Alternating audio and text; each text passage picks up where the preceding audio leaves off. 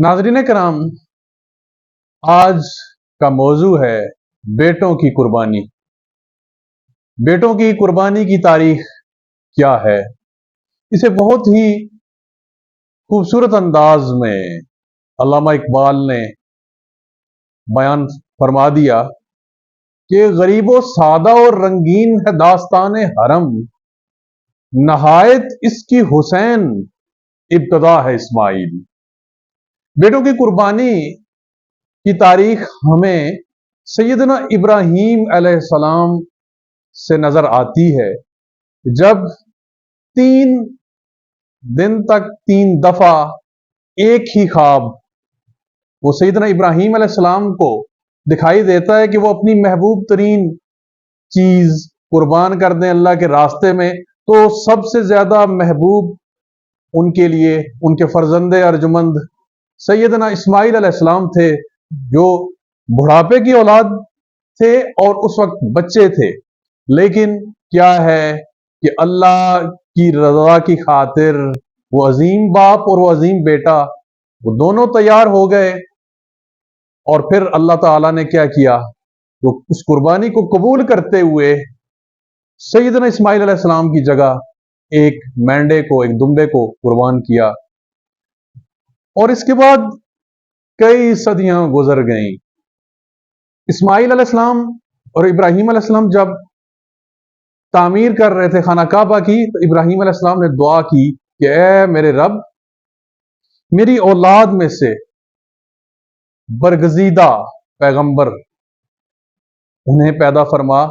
और अल्लाह ताला ने वो दुआ कबूल की, और उस दुआ की कबूलियत में कम अज कम ये कह लें कि 3000 साल या 2500 साल इतना वक्फा था कि नबी अकरम सल्लल्लाहु अलैहि वसल्लम पैदा हुए। आप इब्राहीम अलैहिस्सलाम की औलाद से थे और उन्हीं के बेटे थे। उससे थोड़ा सा जरा पहले जाते हैं कि एक बाप वो अपने एक बेटे के साथ आबे जमजम का जो चश्मा था उसे ढूंढ रहा है, क्योंकि तारीख में हम देखते हैं कि आबे जमजम का चश्मा ये गायब हो गया था। लोगों को कुछ अंदाजा था कि ये खास किसी एरिया में है मक्का में, लेकिन वो गुम हो चुका था। तो क्या है कि जनाब अब्दुल मुत्तलिब नबी पाक के दादा, उन्हें ख्वाब में दिखाया जाता है कि आप जाएं और इस चश्मे की तलाश करें और इस चश्मे को खोदें। आप अपने बेटे हारिस के साथ वो जगह तलाश कर लेते हैं अंदाजे से जहां पे नीचे चश्मा मौजूद है। असल में तो यही है कि हदायत अल्लाह ताला की तरफ से ही दी जाती है कि इस जगह पे चश्मा है, यहां खोदें और जमजम दोबारा वहां से फूट पड़ेगा। मक्के के लोग इस अमर के खिलाफ होते हैं कि ये खुदाई ना की जाए। उसकी 2 वजह कि एक तो वो इस जगह को बहुत मुबारक समझते थे, उसे वो खोदना नहीं चाहते थे, और दूसरी वजह यह भी थी हसद, कि ये जमजम को दोबारा खोज लेने और खोद लेने का शर्फ ये अब्दुल मुत्तलिब के हिस्से में क्यों आए। लेकिन जब रब ने लिखा हुआ हो उसे कौन टाल सकता है। तो जनाब अब्दुल मुत्तलिब अपने बेटे के साथ अकेले थे, और उस वक्त उन्होंने अल्लाह से दुआ की कि अल्लाह मुझे 10 बेटे अता फरमा, और मैं इतना मजबूत हो जाऊं कि ये लोग इस तरह मुझे खौफजदा करने की कोशिश न करें, और मेरी मदद कर कि मैं ये चश्मा ये खोद लूं। और जब 10 बेटे हो जाएंगे तो उनमें से एक बेटा तेरे रास्ते में कुर्बान करूंगा, मैं ज़बा करूंगा। अब ज़बा करने की मन्नत जनाबे अब्दुल मुत्तलिब ने वो मान ली, कसम खा ली। और फिर क्या हुआ, तो चश्मा भी वहां से बरामद हुआ, जमजम दोबारा से जारी हो गया। और इसके साथ दूसरी चीज क्या नजर आई کہ جناب عبد المطلب کو اللہ تعالیٰ نے پہلے تو صرف ایک بیٹا حارث عطا فرما رکھا تھا، اس کے بعد یکے بعد دیگرے 10 بیٹے یعنی مکمل ہوئے، 9 بیٹے اور عطا فرمائے گئے، اور سب سے چھوٹا بیٹا عبداللہ تھا۔ اور یہ چیز جناب عبد المطلب شاید بھول چکے تھے کہ انہوں نے کوئی منت مانی تھی۔ پھر خواب کے ذریعے انہیں یاد دہانی کرائی گئی، اور جناب عبد المطلب تیار ہو گئے کہ میں اپنے ایک بیٹے کو قربان کروں گا، اور اب کسے قربان کروں؟ یہ مشکل چیز تھی۔ سب سے لاڈلا بیٹا عبداللہ ہی تھے، سب سے کم عمر، چھوٹے اور سب سے زیادہ خوبصورت اور سب سے زیادہ دل کے قریب۔ انہیں قربان کرنا خاصا دشوار تھا، لیکن قربانی تو دینی تھی، اللہ سے وعدہ کر رکھا تھا، منت مان رکھی تھی، تو آپ نے فال قرہ ڈالا، جیسا کہ عربوں کے ہاں یہ رواج تھا، تو اس میں نام جناب عبداللہ کا آتا ہے۔ دوبارہ فال ڈالی جاتی ہے، نام جناب عبداللہ کا، تیسری بار فال ڈالی جاتی ہے، نام جناب عبداللہ کا۔ تو اب بھاری دل کے ساتھ جناب عبد المطلب تیار ہو جاتے ہیں کہ اپنے بیٹے کو قربان کروں گا، کیونکہ عرب اپنی زبان سے نہیں پھرتے تھے، اور اللہ سے کیا ہوا وعدہ وہ کیسے توڑ سکتے تھے؟ یہ ان کی روایات، ان کی اقدار کے خلاف تھا۔ اور بالکل تیاری مکمل کر چکے، ایسے میں جو جناب عبداللہ کے ننہال تھے بنو مخزوم، وہ تڑپ گئے کہ ان کا نواسا، ان کا بھانجا ذبح ہونے جا رہا تھا۔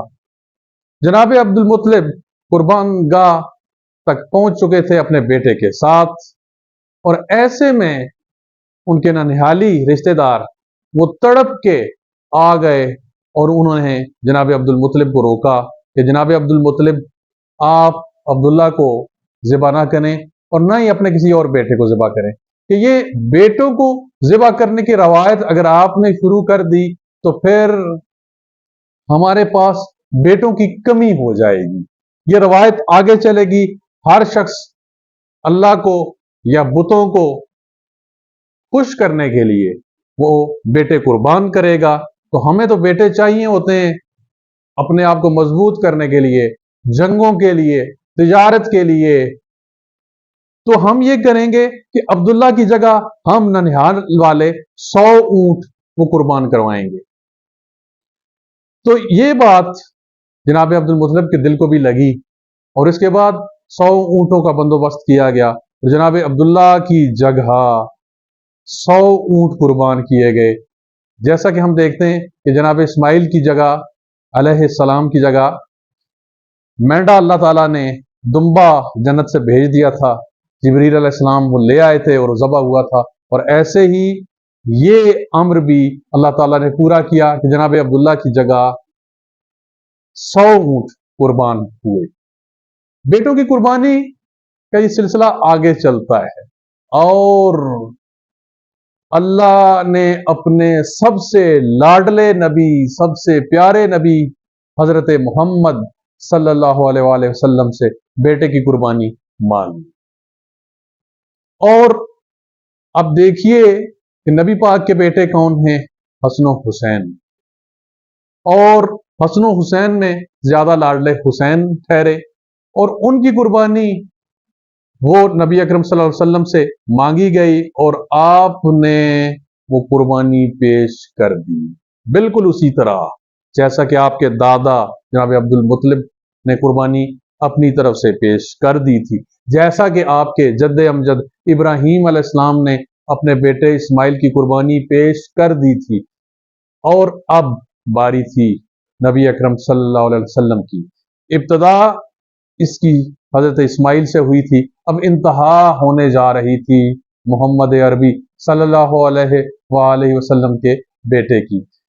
اگر نسبی بیٹوں کو دیکھا جائے تو 3 بیٹے جو اللہ تعالیٰ نے آپ کو دیے تھے وہ بھی واپس آپ کی زندگی میں ہی لیے گئے تھے، لیکن اب باری تھی بیٹی کے بیٹے سیدنا حسین رضی اللہ تعالیٰ عنہ وعلیہ السلام उनकी कुर्बानी आपसे मांगी गई। आप चाहते तो ये दुआ कर सकते थे कि अल्लाह मेरे बेटे को लंबी जिंदगी दे, उसे इस बर्बरियत से बचा ले जो कि करबला में होने जा रही थी, लेकिन नहीं, आपने अपने रब के बेटे की कुर्बानी वो पेश कर दी। आपको बाकायदा जिब्रील अलैहिस्सलाम ने बताया कि आपके बेटे को करबला में शहीद किया जाएगा, और वहां से मट्टी ला के दी, और वो मट्टी एक शीशी में रखी गई। हमारी माँ उम्मे सलमा रजी अल्लाह ताला अन्हा के वो हवाले की गई, और नबी अकरम सल्लल्लाहु अलैहि वसल्लम ने फरमाया कि जब ये मट्टी सुर्ख हो जाए तो समझ लेना कि ये मेरा बेटा कुर्बान हो गया करबला के अंदर।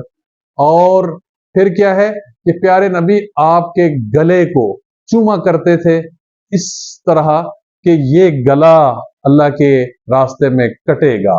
और फिर आगे क्या चल के देखते हैं हम कि वो बेटा भी बिल्कुल इब्राहीम अलैहिस्सलाम की तरह, अब्दुल्ला बिन अब्दुल मुत्तलिब रज़ी अल्लाह तआला अन्हु की तरह वो अल्लाह के रास्ते में कटने के लिए तैयार हो गया। और न सिर्फ खुद तैयार हुआ बल्कि अपना सब कुछ कुर्बान कर दिया। देखिए कि जनाब हुसैन रज़ी अल्लाह तआला अन्हु अलैहिस्सलाम सबसे आखिर में जाके शहीद होते हैं। आपके सामने आपके बेटे, आपके भाई, आपके भतीजे, आपके भांजे, आपके दोस्त सभी कुर्बान होते हैं, और आखिर में जाके अल्लाह के नबी का ये बेटा सिब्त रसूल वो कुर्बान होते हैं। और यूं ही कुर्बान होते हैं तो जो मट्टी है उम्मुल मोमिनीन उम्मे सलमा रज़ी अल्लाह तआला अन्हा के पास वो सुर्ख हो जाती है। तो ये है बेटों की कुर्बानी की तारीख के अल्लाह ने कुर्बानी मांगी और कुर्बानी पेश कर दी गई।